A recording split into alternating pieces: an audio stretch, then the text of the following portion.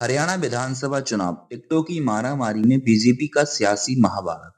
मंत्री विधायक सांसद सब हुए बगावती। देखिए भाई, राजनीति में चुनावी मौसम आ जाए तो लगता है जैसे शादी का सीजन में बारातियों की ठेलम ठेल हो रही है। हरियाणा विधानसभा चुनाव का ये चुनावी घमासान भी कुछ ऐसा ही है। 5 अक्टूबर को भाजपा ने 67 उम्मीदवारों की पहली लिस्ट किया जारी की। पूरा राजनीतिक परिदृश्य एकदम तेरा टिकट मेरा टिकट हो गया। मतलब पूरा खेल बन गया।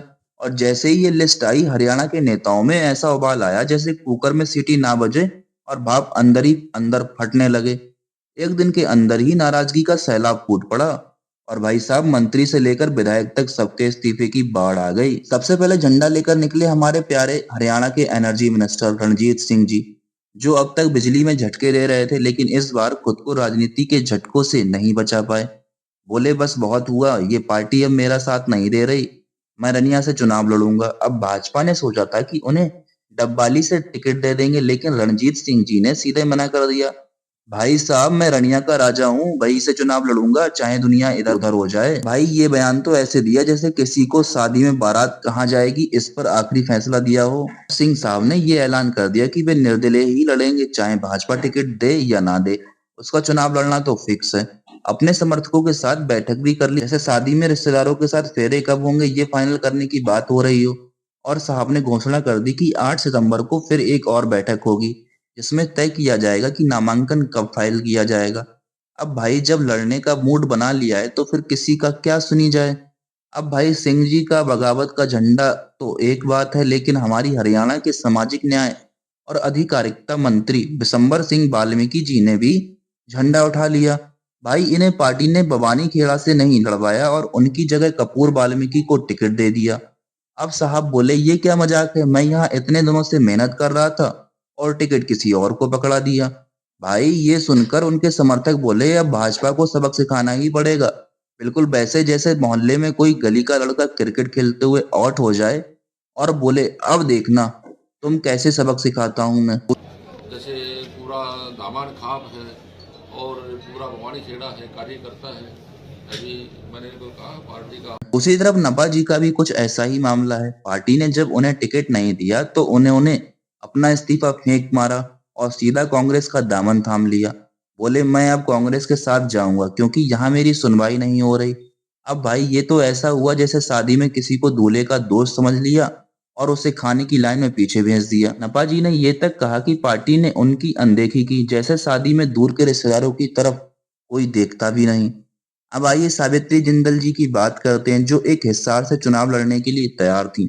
भाई साहब उन्होंने हिसार से टिकट मांगा था, लेकिन भाजपा ने डॉक्टर कमल गुप्ता को टिकट थमा दिया। अब सावित्री जी ने भी ऐलान कर दिया हिसार के लोग मुझसे बहुत प्यार करते हैं और अब लोग कह रहे हैं कि मुझे चुनाव तो लड़ना ही पड़ेगा। बिल्कुल वैसे जैसे दादी कहती है बिटिया तुझे शादी करनी ही पड़ेगी। भाई सावित्री जी सिर्फ राजनीति में ही नहीं बल्कि अपने बिजनेस साम्राज्य में भी नामी है। 35.5 बिलियन डॉलर की मालकिन और फोर्ब्स की लिस्ट में सबसे अमीर महिलाओं में टॉप पर, लेकिन फिर भी चुनाव लड़ने का जोश ऐसा जैसे कोई नई बहू घर में एंट्री कर रही हो। उन्होंने ये तक कह दिया कि हिसार के लोग उनका परिवार हैं और वो अपने परिवार के साथ कभी नहीं छोड़ेंगी। वाह क्या बात है। और भाई कविता जैन जी की तो बात ही अलग है। उन्होंने जब पता चला कि उनका नाम लिस्ट में नहीं है तो उन्होंने ऐसा गुस्सा किया जैसे किसी शादी में मेहमान को बिठाने के लिए कुर्सी ना मिले। उन्होंने 2 दिन का अल्टीमेटम दिया है कि पार्टी उनका नाम लिस्ट में डाल दे, वरना फिर आगे जो होगा वो देखना पड़ेगा। अब भाई ये धमकी तो एकदम फिल्मी स्टाइल में दी गई है। अब देखिए पार्टी में अंदर अंदर कितना बवाल मच रहा है। एक तरफ नेता लोग टिकट के लिए भिड़े हुए हैं और दूसरी तरफ समर्थक एक एक बयान देकर ऐसा माहौल बना रहे हैं जैसे ये चुनाव नहीं बल्कि कोई बड़ा महाभारत हो रही हो। सबकी निगाहें टिकट पर लगी हैं और हर कोई अपने समर्थकों के साथ नए नए समीकरण बिठाने में लगा हुआ है।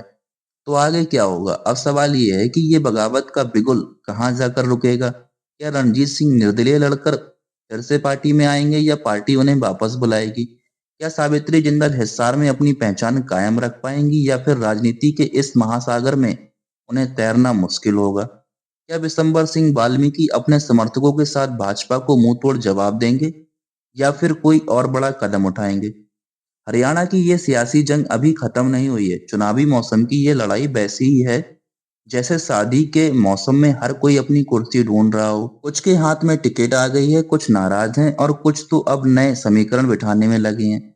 जैसे शादी में आखिरी मिनट ना कुछ नया हो ही जाता है, वैसे ही हरियाणा के चुनावी मैदान में भी रोज कुछ ना कुछ नया देखने को मिलेगा। तो आगे आगे देखिए होता है क्या, राजनीति का महाभारत।